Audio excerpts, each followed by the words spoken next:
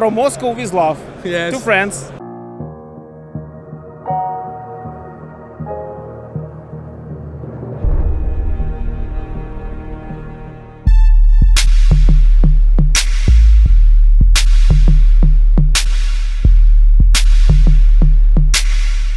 Ok, donc salut les amis, on se retrouve pour cette deuxième journée d'ETC avec un affrontement très important pour l'équipe de France puisqu'ils affrontent l'équipe russe qui est clairement une équipe qui vient et qui se présente pour accéder au titre. C'est une top team avec des top players bien évidemment. Une vision complètement différente de la méta, complètement différente de la vision de la méta de notre équipe de France. Des listes très atypiques. Ce qui a été aussi sans doute une première difficulté pour les Français, c'est de comprendre ce roster, comment il fonctionne, comment s'estimer dessus. Et donc on va voir si l'analyse de nos joueurs est bonne. Les appareillements sont faits, on va faire ensuite un petit tour de table, voir comment se présentent les choses. Et on va découvrir tout ça. Ok, donc les pairings progressent tranquillement. On voit que certains binômes sont déjà attablés et se présentent mutuellement les listes. On va faire un tour une fois que tout le monde sera posé sur leur table afin de découvrir les match-ups et de les présenter. On prendra aussi l'analyse des coachs de l'équipe de France, savoir comment avance cette ronde.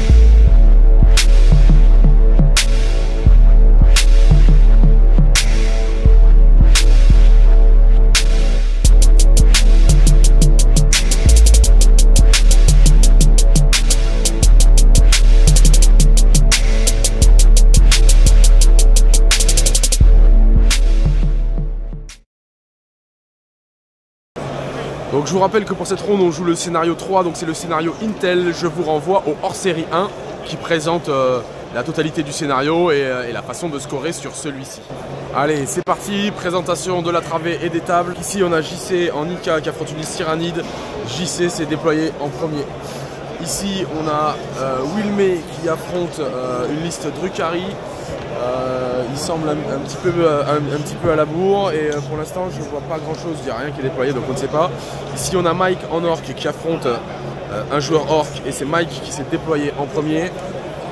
Ici on a Aretas en Eldar qui affronte un Astra Militar Omros et c'est Aretas qui s'est déployé en premier. Ici on va avoir EDLR en Cult Gen Stealer qui affronte une liste SMC. C'est le SMC qui se déploie en premier.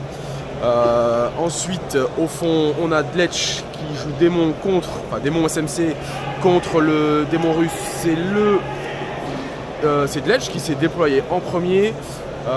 Ensuite, on a Chazo en taux qui joue contre une liste SM très particulière. Donc ici la partie ici c'est le SM qui s'est déployé en premier. Donc là on voit Chazo en train de se déployer. Et la table d'après c'est Makai qui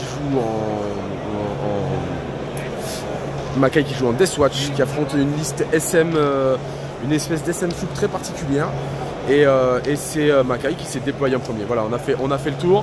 On repasse une fois qu'on sait qui a les initiatives, voir comment ça évolue. Et puis faire un petit point sur les différents déploiements. Donc là, on commence à rentrer dans le dur, hein, dans le vif du sujet. Les joueurs commencent à être hyper concentrés. J'ai essayé d'analyser les parties par rapport à ce que je voyais sur les tables. J'ai regardé les feuilles de score évoluer au fur et à mesure. À ce stade-là, j'ai pu constater qu'il y avait 2 matchs qui commençaient vraiment à piquer du nez. C'était bien sûr Chazo et Wilmé. En vérité, les Russes gagnent le toss, donc choisissent les tables en premier. Et ils ont très bien assuré leur coup parce que je pense qu'ils avaient plus ou moins prévu que le taux serait en def 1 et que le taux voulait la table 1. Donc ici, la partie a commencé et donc c'est le démon russe qui a le tour 1. Je reviendrai après pour savoir s'il y a eu un vol d'initiative ou si c'est une volonté de pledge. Ici on a le déploiement, donc, du joueur SMC russe.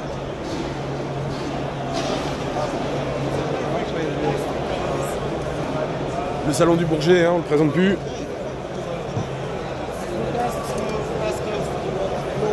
Et le joueur russe est en train de se déployer là-bas au fond.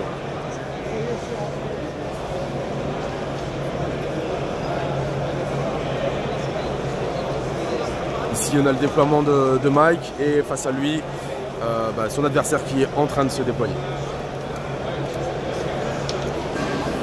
Côté Wilmé, donc c'est Wilmé qui s'est déployé en premier, donc il est en cours de déploiement. Il a une table relativement chargée et donc il joue contre le Drukaris.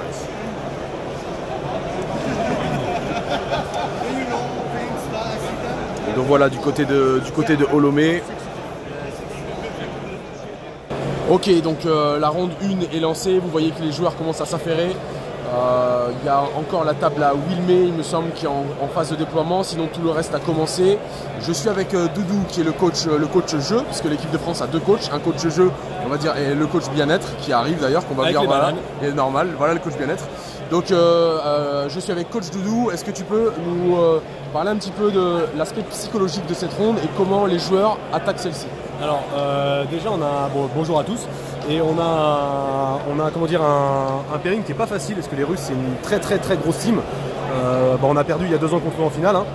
Donc c'est une très grosse team. Les joueurs sont un peu tendus, hein, comme d'un côté comme de l'autre.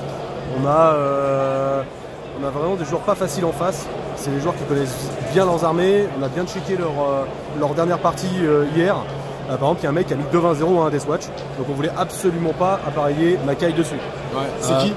J'ai plus le nom en tête. Okay. Pareil, il y a un mec qui a mis 2-20-0 à Desika, donc Stéphane, il a mis 2-20-0 à Desika, celui qui joue contre Aretas. Ouais. Et on voulait absolument pas l'appareiller contre. Bien sûr. Donc on a réfléchi en amont hier soir, on a eu le temps de faire ça justement. Mais c'est une des rondes les plus difficiles qu'on aura de toute façon. C'était intéressant, j'ai parlé un petit peu avec Doudou avant de commencer à filmer. L'état d'esprit, entre guillemets le mindset de l'équipe de France, et il me disait que vraiment pour les joueurs c'est le moment charnel pour eux au niveau de la compétition de passer le cap en disant si on arrive à passer cette ronde, on va être dans une vraie dynamique de rouleau compresseur. Voilà, si on arrive à exploser les Russes aujourd'hui, cet après-midi on va taper sûrement le Danemark ou peut-être les Anglais, ouais. Enfin une grosse team encore derrière, ouais. Mais on sera serein, on sera plus serein psychologiquement parce qu'on aura éclaté les Russes. Donc okay. Là on a un bon pairing, hein. Sur le pairing on est quand même pas mal, on a des estimés qui sont hauts, mais on s'est fait niquer sur un choix de table parce qu'ils ont eu le choix de table en premier. Du coup on n'a pas pu poser notre taux sur la table 1 qui est la table pleine, on l'a posé sur la table 2 qui est semi-pleine. Ouais. Et c'est Makai du coup qui est sur la table pleine. Et c'est Makai qui se retrouve sur la table pleine. Donc ça peut être compliqué. Bon, enfin, on va attendre le premier tour. Ouais. Ça va se décanter, on va voir ce que fait. Là par exemple JC a eu le premier tour, il a eu une ligne de vue sur les Warriors qui étaient cachés dans une ruine. Bon, voilà, JC est déjà en train de jouer son 2e tour, hein, pour info. En même temps il joue 4K aussi. 4K et 17 ce qui t'arrive. Ce qui n'est pas négligeable. Ok, bah écoute, je te remercie. Au fur et à mesure de la ronde, on évoluera comme ça et puis on essaiera d'avoir de capturer vraiment l'émotion de cette ronde qui va être intense. Je te remercie Doudou. Donc ici la table de Holomé qui est je pense la plus avancée actuellement de la ronde puisqu'ils sont déjà sur le tour 2 du joueur russe qui a joué en second. Là le joueur russe commence à sortir ses guerriers tyrannides de derrière les murs. On va voir ce que ça donne et puis je suppose qu'il va commencer à arriver aussi il arrive d'ailleurs, il est en train de poser des acolytes qui arrivent de FEP. Donc on va voir comment ça se passe. Là les guerriers tyrannides ici commencent à sortir de leur cachette. Il faut savoir que sur le scénario Intel, JC il a la possibilité bien évidemment de mettre ses IK en personnage, ce qui est très important sur ce scénario-là, ce qui est un avantage aussi pour lui, dans la mesure où son adversaire pêche à détruire les IK. Donc on va voir comment ça évolue au fur et à mesure de la ronde. On va laisser le Russe se déployer sur son T2 et on revient après. Ici on a donc Wilmé contre le Drukhari. On voit que le joueur Drukhari, vous voyez, hein, il s'est clairement tassé dans les décors de part et d'autre. Hein, c'est une des grosses tables de la travée. Hein. C'est les tables avec beaucoup de bloquants. Donc on va voir comment ça évolue. Les châssis de Wilmé sont restés sur le flanc droit.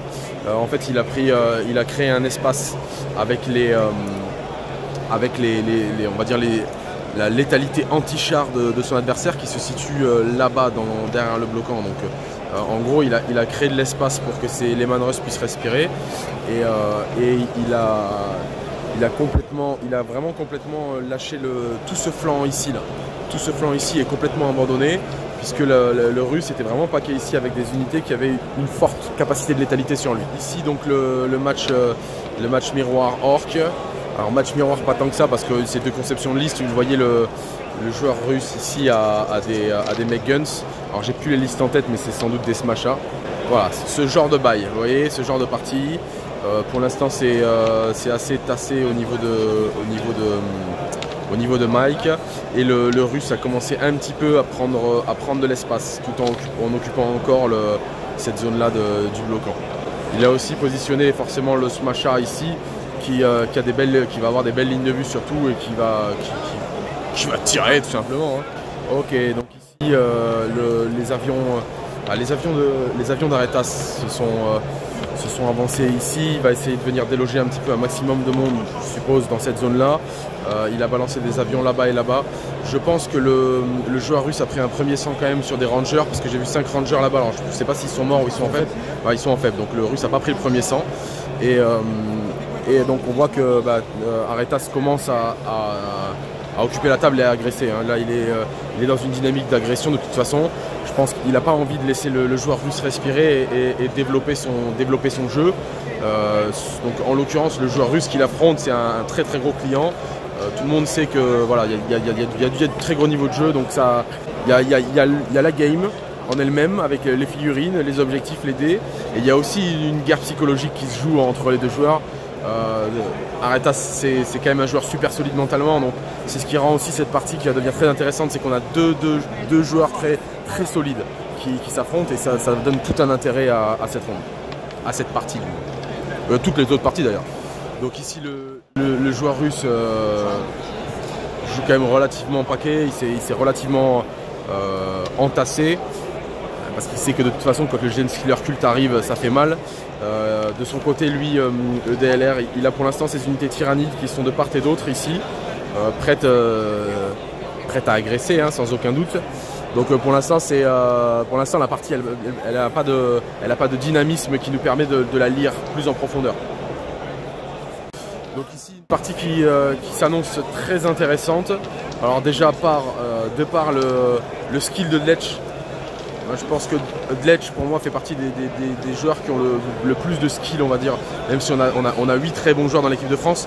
Je trouve que Dletch c'est vraiment un joueur de skill, il est vachement porté sur sa micro de jeu, sur de la précision. Là on voit que le joueur russe a fait son blocos, en gros son petit bunker avec des plagues, devant il avait mis des brimstones etc. Dletch a envoyé ses horreurs pour sécher un petit peu les packs de devant et il a agressé avec les horreurs. Donc les horreurs ont réussi leur charge au tour 1, il est dans ses lignes. Maintenant voilà, les discordantes, j'ai l'impression que les discordantes ne trouvent pas l'air, vraiment le souffle ou les trous dans le dispositif pour pouvoir s'imposer et venir faire ce qu'ils ont à faire, c'est-à-dire du dégât. Donc on va voir ce que ça donne. Maintenant on voit que pour l'instant Dletch a réussi à acculer son adversaire, hein. Il a vraiment oppressé ici, donc on va voir comment ça évolue. Donc ici le match Tau contre alors c'est du Dark Angel, du Grey Knight, une liste super particulière qui est très difficile à comprendre en vérité. le joueur russe est venu occuper la moitié de table avec ses aéronefs, des personnages. Je pense qu'après l'idée va être bien évidemment avec ces personnages d'essayer un maximum de prendre les positionnements pour bloquer Chazo.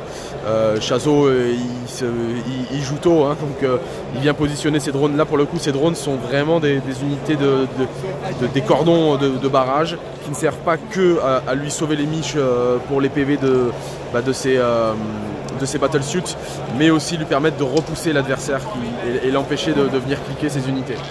Alors ici on a la dernière partie de la travée qui est Makai en Deathwatch contre le russe en SM Soup. Alors déjà, outre le fait que la liste est pareil encore une fois assez dure à comprendre, dans la mesure où elle n'est pas très lisible en termes de méta. La table aussi pour l'instant ne me permet pas de trop m'avancer sur qui fait quoi. En dehors du fait qu'encore une fois, le russe joue paquet ici au début. Et on a Makai qui est venu occuper un petit peu la table qui vient vraiment s'étaler au maximum. Je pense que le russe a quand même cette zone de répulsion qui oblige Makai à pas venir occuper le centre de la table. Peut-être aussi que pour cette partie ça n'a pas grand intérêt. Maintenant le fait que ça soit la table vierge entre guillemets de la travée va influencer aussi le jeu. On va voir comment ça évolue aussi.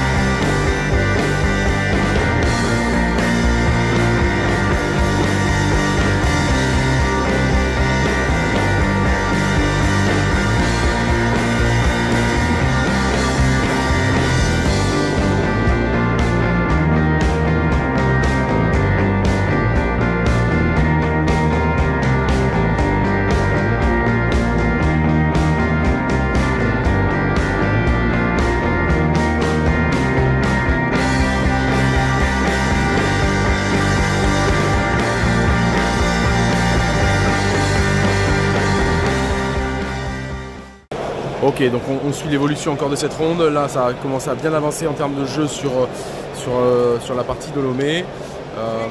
Il a perdu un Nika pour l'instant. Il a perdu uniquement un Nika. Les autres ont commencé un petit peu à être amochés.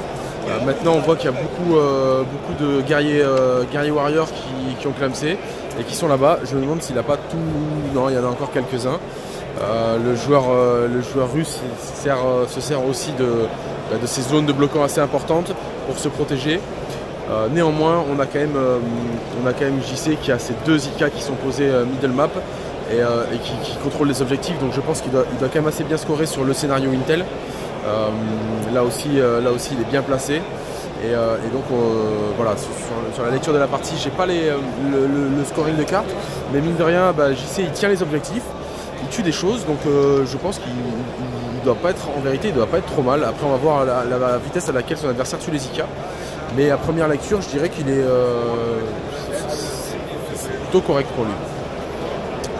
Ici, on a le Drukhari, on en avait parlé tout à l'heure. Il avait vraiment sa puissance de feu anti-châssis qui s'était stockée là. Et du coup, Wilmé était parti là-bas sur le flanc pour éloigner ses Lehman Russ. Et du coup il a laissé la place ici et le joueur Drukhari est sorti du coup de cette zone là qu'il contrôle complètement. Il a envoyé ses Drukhari, Harlequin, il a envoyé ses Skyweaver ici.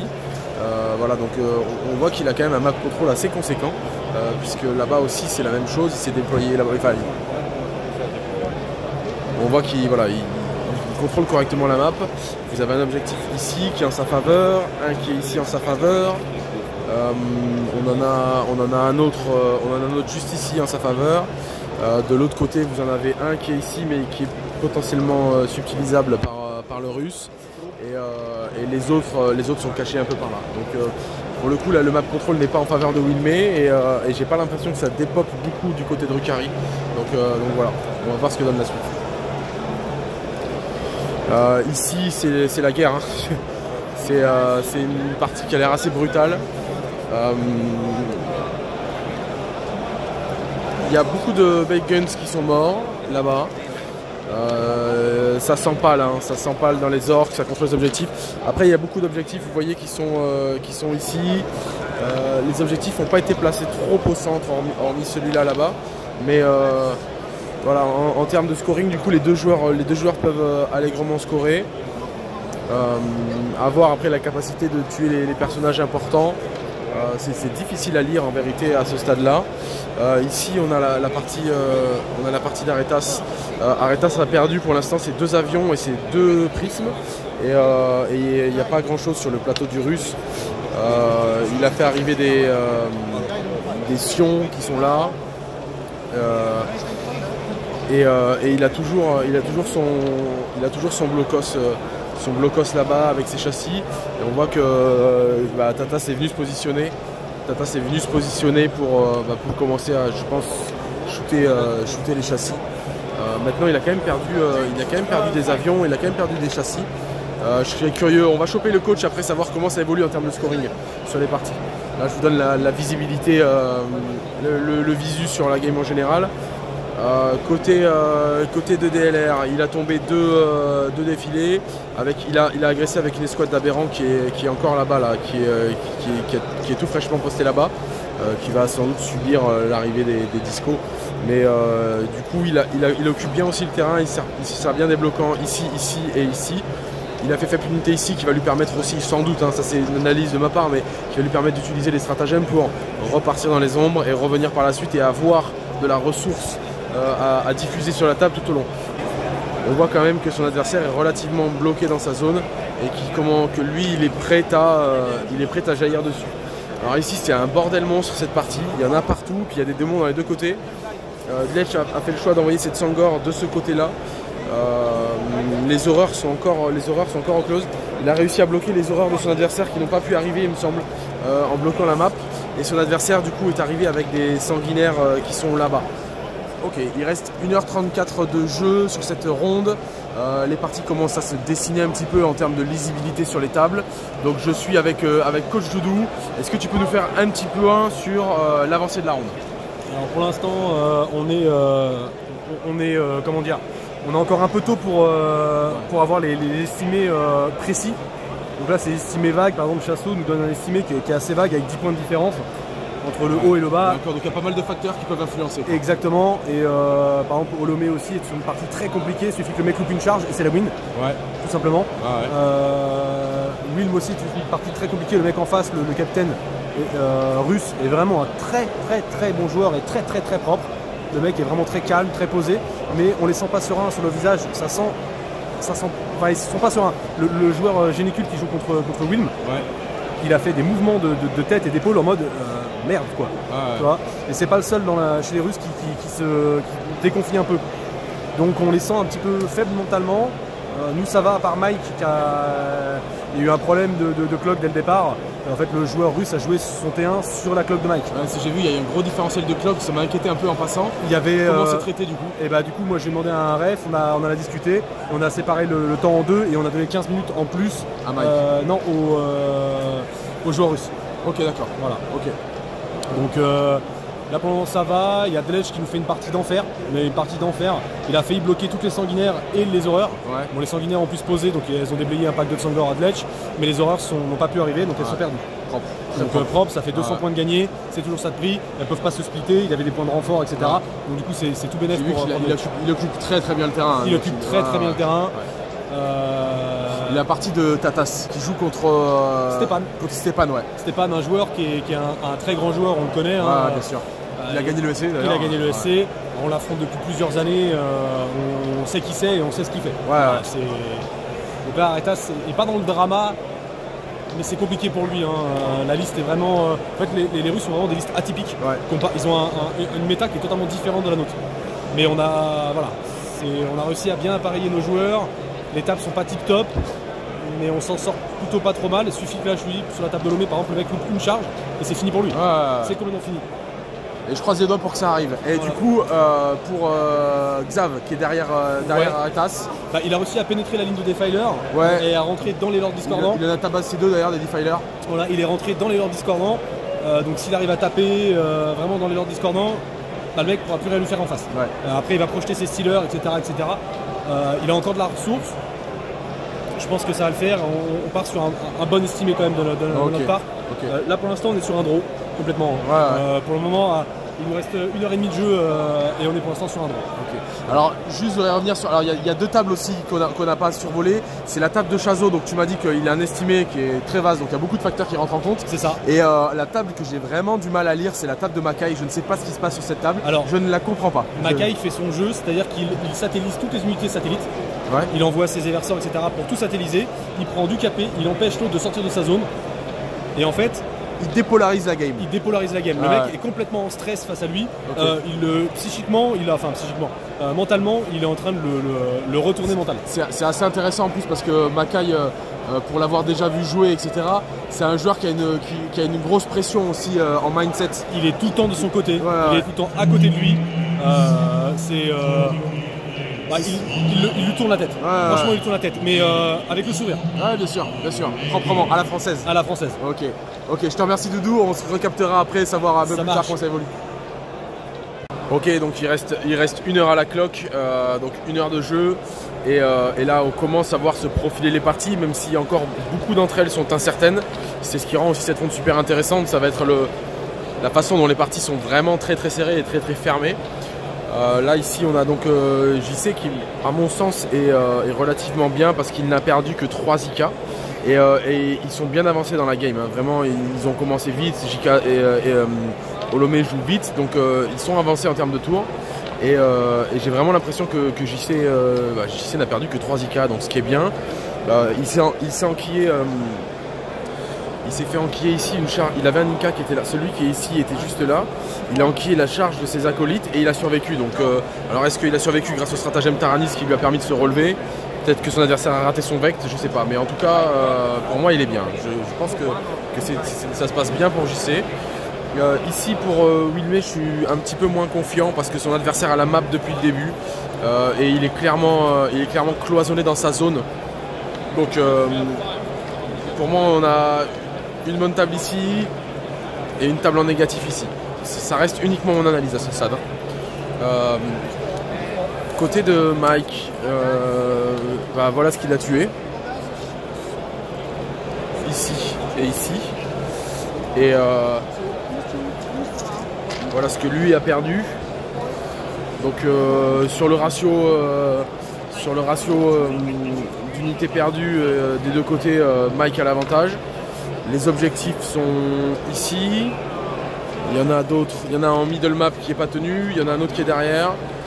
Ça a l'air de se tenir, mais je pense que Mike lui a fait plus mal en termes de dégâts. Maintenant, il y a du monde. De toute façon, ces tables-là, elles sont difficiles à lire. On ne sait pas quels orques sont acquis. J'aurais quand même tendance à donner un petit avantage à Mike au vu des dégâts qu'il a causés. Après, à vérifier. Là, c'est une table où, pour le coup, je suis beaucoup moins confiant, c'est celle d'Aretas. Il a perdu déjà 4 avions, 2 châssis. Le plateau de son adversaire est vraiment pas rempli de figurines.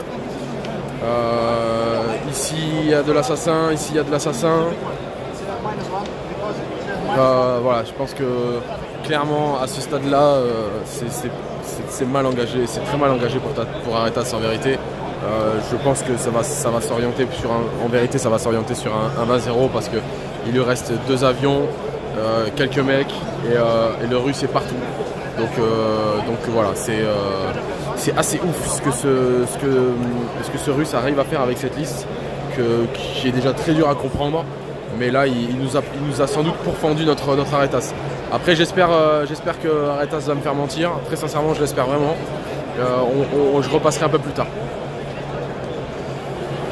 Ici, la table, alors c'est pareil, la table de DLR, la difficulté que j'ai à la lire, c'est que je ne sais pas qu'est-ce qui est mort et qu'est-ce qui est retourné dans les ombres. Alors là, il agresse avec les Stealers, middle mob, ça y est. Généralement, quand il agresse avec les Stealers, c'est que derrière, les aberrants ont fait le taf et ont pété les châssis qui étaient nécessaires, donc ils sont là. Et voilà, maintenant, il n'a pas tant la map que ça, puisqu'on voit qu'il y a du démon ici. Maintenant, il y a lui.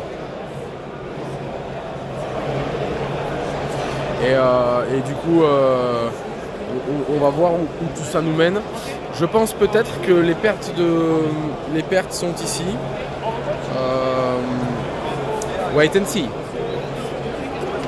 Dletch nous fait encore une fois, je l'avais dit au début, c'est un joueur de skill, il nous fait une excellente partie. Il a dégagé les erreurs, hein. Son adversaire a du coup pas pu rentrer les erreurs sur la map au vu du contrôle de map qu'il a étalé partout, et il a pu poser ses sanguinaires juste là-bas uniquement, et les erreurs se sont retrouvées out of map, et du coup ces Tsangor sont là. Il est encore bien loqué ici dans le centre. Je pense que c'est une bonne partie pour Dletch qui va ramener des points à l'équipe. Donc vous voyez, hein, on saute de table en table, et c'est ouais, ici ça me paraît bien, ici ça me paraît moins bien. Donc là pour le coup ça me paraît vraiment pas bien pour Chazo. Encore une fois sur une liste que personne ne comprend parce que très particulière. Mais voilà, on a un adversaire russe qui est posé ici, qui a des persos ici, il a des persos un peu partout dans les coins, etc. Et il a lavé tous les drones, et puis il est dans sa tronche, quoi. Donc là, en termes de lecture de partie, je pense que c'est très mal engagé.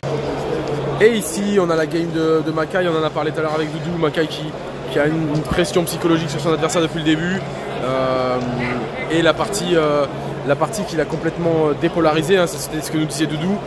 Il est venu avec toutes ses unités satellites venir chercher les coins, venir s'installer, là où son adversaire a joué énormément paquet ici. Donc en gros c'est un contrôle map qui est en faveur de Makai, et il n'a pas perdu énormément de choses, donc je pense que c'est bien engagé pour Makai. Donc si je devais résumer là, 1 heure avant la fin, je dirais un positif ici, je dirais un négatif ici, je dirais un positif ici. Je dirais peut-être pour l'instant j'ai du mal à lire, donc j'aurais tendance à dire un draw, une égale ici. Je dirais une défaite ici. Je dirais un draw pour les orques, une défaite pour Wilmé et une victoire pour JC. Donc ce qui nous fait clairement vraiment des scores partagés. Je reviens un peu avec vous pour voir ce que ça donne. Les tables commencent à se dessiner, la pression se fait sentir vraiment. On a des joueurs hyper concentrés. On a des coachs qui commencent aussi à avoir des estimés un peu plus peau fin. On voit que du côté d'Olomé, le score commence à baisser petit à petit, puisque son adversaire commence à bien scorer et commence à lui enlever des IK, commence à être au milieu de map. Donc Olomé ne peut plus tenir ses objectifs, et le centre de table, il est obligé de céder, hein, face à un adversaire agressif et qui réussit ses charges, hein, puisque c'est aussi de ça dont on parle. C'est la réussite de certains facteurs qui fait que les tables passent ou ne passent pas. C'est la même chose un petit peu du côté de Mike aussi, ça commence à pêcher. Il rate, alors pour le coup Mike n'a pas raté de charge importante, mais en termes de G, il a eu des packs de boys qui n'ont pas été très très stables en termes de stats au combat, et qui après derrière se sont fait laver. On a Dletch en revanche qui nous fait une partie de folie, hein, qui laisse pas respirer son adversaire, et qui lui empêche même de frapper en profondeur avec de deep strike avec ses horreurs. Donc première table finie, c'est celle de DLR, ça compte les points ici. Ici on a un comptage de points, et ce qui dénote aussi du sérieux de la ronde, c'est qu'on a le joueur français, le joueur russe, le coach français, un arbitre, voilà comment ça se passe quand les tables se finissent, et qu'il faut compter les points. Ok, donc comme je vous le disais, ici c'est la première table finie et ça compte les points. Ah, le petit end check, donc ça veut dire que les points, le score est tombé. Les coachs félicitent leurs joueurs, ils sont très contents. C'est une win, je pense. Doudou a fait Eraxiel a fait un signe de victoire, donc je pense que c'est une win pour les Français. Ouais, donc le score est confirmé, c'est 12 pour Xav, donc 12 pour EDLR et 8 pour son adversaire. Hey, donc je suis avec Nikita qui est le joueur Space Marines du Chaos de la team russe. Il a joué contre EDLR, donc Xavier. La partie se finit sur un score assez serré de 12-8, et donc je vais me tourner vers lui pour bien évidemment lui demander comment s'est passée cette partie. So, what happened in your game? Okay. First of all, it was a very good game, thanks to Sav, and he was really nice, friendly opponent, really like him. It was very interesting game, very unusual. I played with Genestealer Cult before, Sav is playing Genestealer Cult, and usually they just run all in and trying to kill you, to grind you. And I was prepared for this. I've prepared my position, was ready to take the first strike. Yes. But he's playing like total differently. He was sitting on his half of the board, on two objectives. Yes, and he's trying to get his forces close to me, but only behind the ruins, behind the wall, so they be like 100% safe. And he didn't make like any charges until I suppose turn 3 or no, turn 4. He was playing very safe and only get into my objectives when I got some cards or he got some cards. Okay. So he played very safe, very tactical way. I really like it, really cool. And the game was close in the luck, so nobody get very lucky, very unlucky, so it's fine. And we played 6 turns. If we ended on the turn 5, I can get only like 3 points from him, so he's performed really good. He's made, for the whole game, he's made only 1 mistake. He put his Brute Brothers to outscore my Demon Prince, but the Demon Prince has the intel, so he outscored infantry. Yes, okay. That's all. Other playing was perfectly. So we rolled turn 6, and I get some points, and get really lucky moment when his Swarm Lord charges my Demon Prince. Yes. That was on 4 points objective, and on defending this objective, and has the intel. Demon Prince has Feel No Pain. He used stratagem to reroll wounds, and he's only made like 3 wounds. Okay. So I was really lucky on saves, on Feel No Pains. So I achieved this objective and defended it. And we ended like 12-8 for him. Good result for me, very good. But we also agree, so if we got the 7th turn, I will just smash him, maybe it will be like 12, maybe even 14 points for me. Okay. So it's like fair luck. Yes. 1 turn for me, 1 no turn for him. Yes, okay, okay. Thanks for the debrief.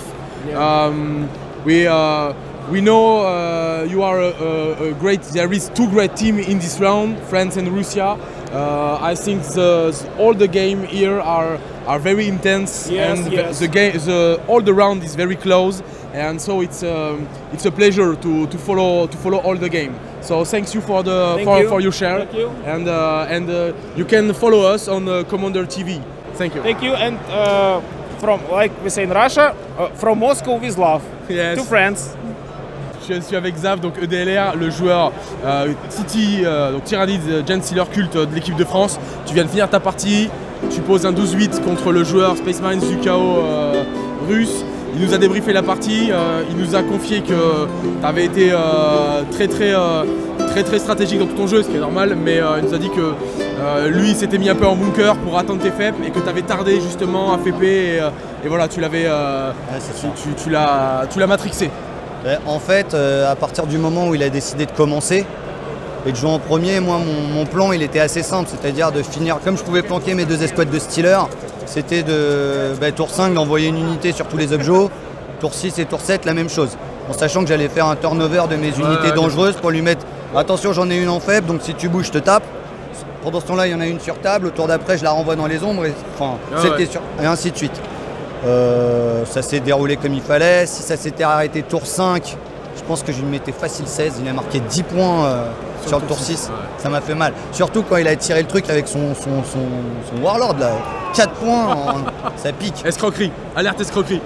Après, par contre, s'il y avait eu un tour 7, là ça aurait été plus chaud. Ouais, il nous a dit qu'il prenait Donc je pense que ça a inversé le score, tout simplement. Okay.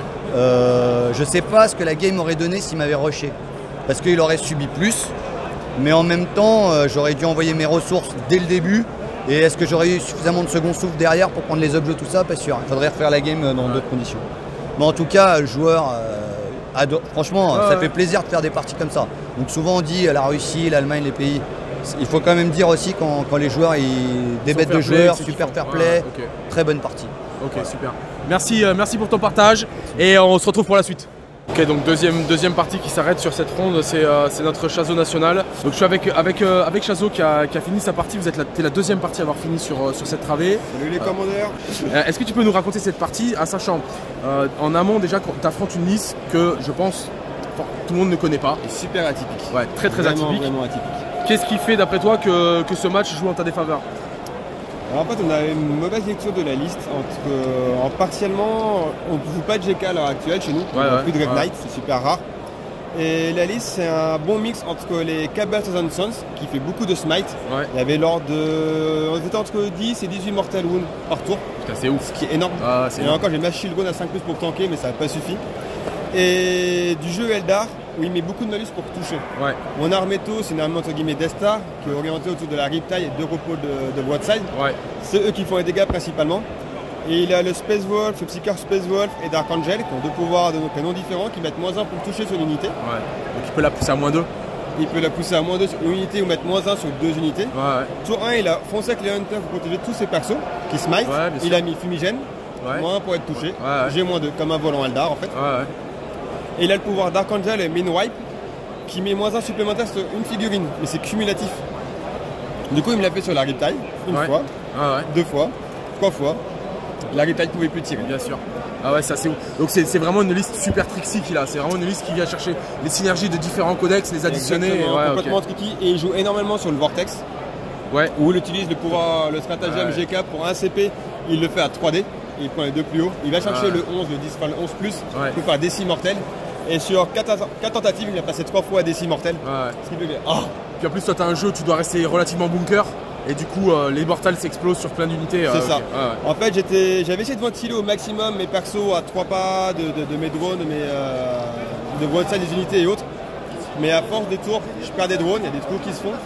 Et quand il a vu qu'il a fait des trous avec des smites, il utilise la Gate of Infinity pour se mettre à portée du mec qui a 3 pas de tout le monde ou qui maximise. Son armée, elle est vraiment agréable à jouer puisqu'elle a une grosse adaptabilité avec la Gate. Tes pouvoirs 6 passent entre 5 et 6 à +1 pour les GK, donc c'est très facile, ultra fiable. Ok, super. Bon, bah, merci de l'analyse et puis on va suivre intensément. Je pense que Dletch a fini et quand je vois sa tête de satisfait, je pense qu'il est refait. C'est super, je vais aller le choper là. Yes. Et donc je suis avec Vizark qui est le joueur qui joue la liste assez atypique Grey Knights, Dark Angel et les persos, etc. On reviendra dessus. Il a joué contre Chazo, donc vous avez vu, ils ont échangé les maillots. Ça prouve qu'ils ont kiffé tous les deux leur partie et ils se sont appréciés l'un l'autre. Donc je me tourne vers Vizark pour savoir comment c'est passé. So, how it's happened for you in this game?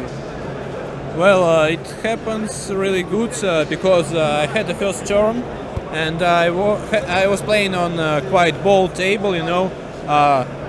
There are a lot of terrain on other tables and it was the second one to be the boldest. And it was very important for me to take the first turn because I need to go forward and I need to cast -1 hits in broadsides and I want to turn on smoke launchers on my hunters. So I had first turn, I did it, I go forward, I had heroes, hunters, and I hoped that they won't be killed in 1 or 2 turns. And it happened so. I was casting my psychic powers and damaging my opponent, and I lost all the hunters at the end of the second turn of my opponent, and when I third one, all my infantry goes out from the deep strike. And then I just pressed him down. He couldn't just kill everything, and I killed him. Yes. Does you train before on this kind of matchup? I trained before about something about all matchups. Well, I was training against most armies, really. Okay. I see at the end of the game there is great end check. You trade the shirts with your opponents. It's a pleasure to see there is good fair play and good vibration around the game, around the round, around the player. Well, I'm a very friendly player and my opponent was too, and he is a cool guy, and I don't see any reason for us not to be friends. Yes. And it's moreover, in our country, this guy is very famous because 7 years ago he does the Khazad, and yes. Yeah, and in Russia everybody knows this story, and it was. And after the game, I knew it after the game, and I was, whoa, it's that man, I played with him. Thanks for your share, and you can discover yourself on Commander TV, is the channel. Okay, thanks. Donc on a Tonton Dletch qui a fini sa partie, et qui a collé son vin des familles. La partie, la lecture de la partie moi, a été en sa faveur aussi. J'avais peut-être pas annoncé 20, mais là pour le coup c'est un super score. La ronde commence à aller vers la fin. Ici Olomé a encore 2 IK sur table. Et je pense qu'il a joué une partie super intéressante. On essaiera de le choper sur le débrief à la fin. Très curieux du résultat. Je pense que ça va se jouer sur les tirages de cartes et le tirage de Maelstrom, ainsi que les Intel, etc. On reviendra dessus par la suite.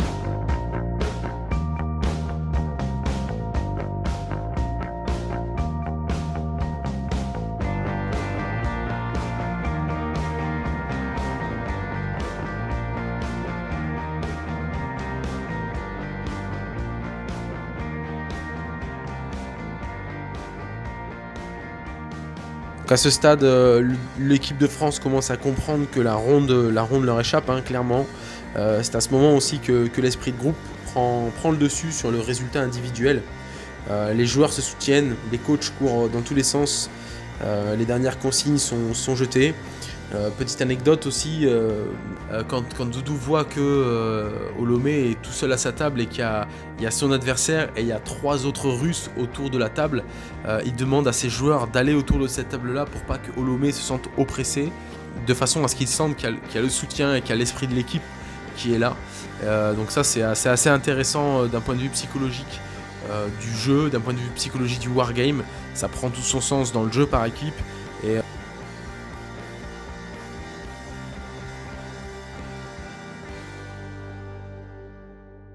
ok, donc c'est aussi fini ici pour JC qui est en train de compter les points avec son adversaire. Voilà, donc la partie de Olomé se finit. Il perd 15-5 contre cette liste Tyrannide, Culte, Genestealer.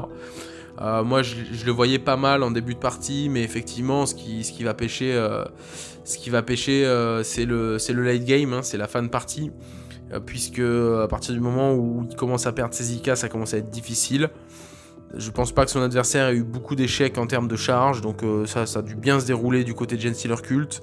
La table n'était pas à l'avantage de Olomé, encore une fois, puisqu'il a 4 gros IK et on était sur la table la plus chargée de la travée, on était sur la table 8, donc grosse table. C'est une très bonne table pour le joueur TTQ Genestealer, puisqu'il peut faire son early game, hein, son début de partie complètement caché, il est tranquille.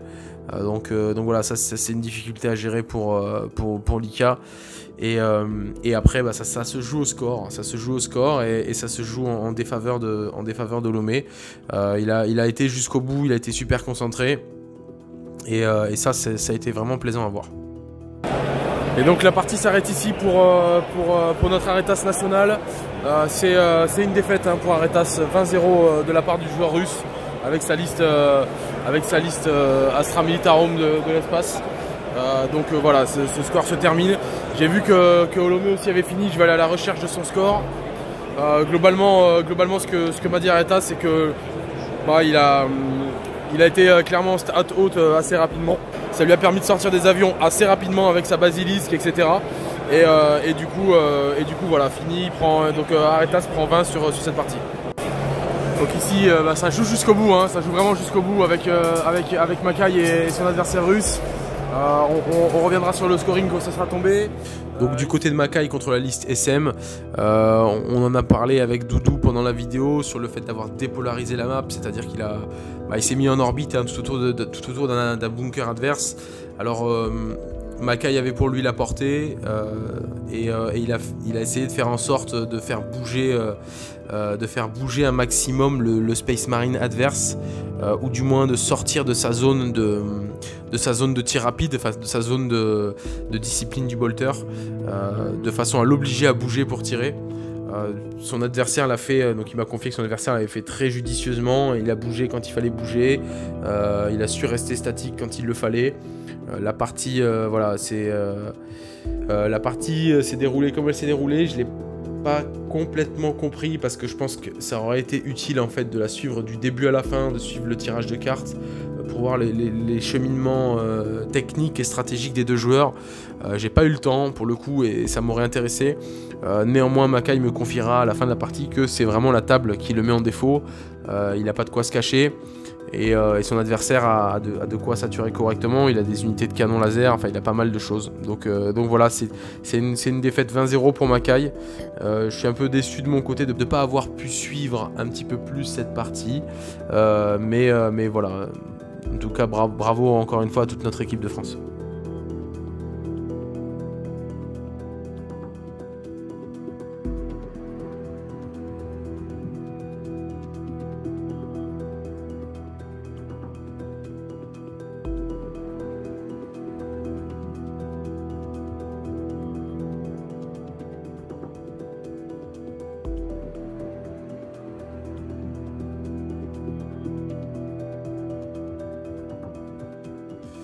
Voilà, et cette ronde prend fin.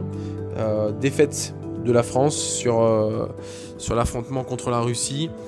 Une défaite assez importante puisqu'on a que 2 joueurs qui mettent une victoire, c'est Dletch et EDLR, et le reste des match-ups sont défavorables pour nous. À mon sens, les Russes se sont positionnés avec un méta différent. Ce que nous on estime être pas notre méta ou des listes atypiques ou des listes bizarres sont en fait chez eux peut-être tout simplement en fait des listes de leur méta et le fait est, et j'en reste convaincu, qu'ils connaissaient leur méta et ils connaissaient le nôtre aussi, ce qui joue clairement en notre défaveur puisque nous on connaissait notre méta mais on ne connaissait pas le leur. Donc on a une équipe de France qui se fait écraser par le rouleau compresseur russe. Néanmoins, les joueurs se sont vraiment bien battus sur les tables jusqu'au bout. Ça s'est battu jusqu'au bout, ça a été prendre là où ça pouvait prendre des points. Mais il faut aussi savoir reconnaître quand les adversaires sont plus aguerris, quand les adversaires sont plus stratégiques. Là ça a été le cas, et ça a été le cas dès le début avec ces choix de table qui ont dès le début mis en difficulté Makai et Chazo. Alors là pour le coup Chazo pouvait pas avoir sa table 1, il a réussi à avoir sa table 2, mais c'est un jet de dé puisque c'est le choix de la table 1 aurait été à l'avantage de Chazo si le jet de dé pour l'initiative avait été gagné, ce qui n'a pas été le cas. Voilà, en tout cas j'ai encore une fois vu une très belle équipe de France évoluer sur cette ronde là. C'était une ronde intense, c'était une ronde de challenge, c'était une ronde de compétition, vraiment de grosse compétition.